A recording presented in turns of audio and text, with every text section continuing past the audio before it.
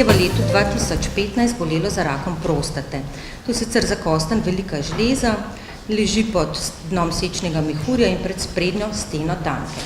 Kaj pa so tisti dejavniki tveganja, ki imajo znano povezavo z rakom prostate? Zagotovo je to starost. Z podaljševanjem življenjske dobe narašča tudi incidenca raka prostate.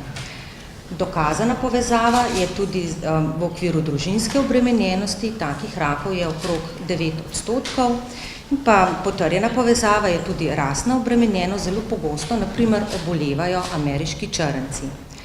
Številni dejavniki v prehrani in tudi drugi se pojavljajo v različnih raziskavah.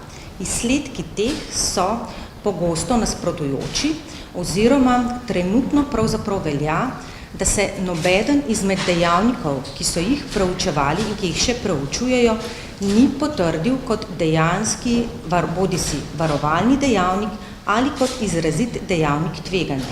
Na primer, v povezavi z alkoholom so ugotavljali višjo obolevnost tako pri prekomernih pivcih kot pri popolnih abstinentih.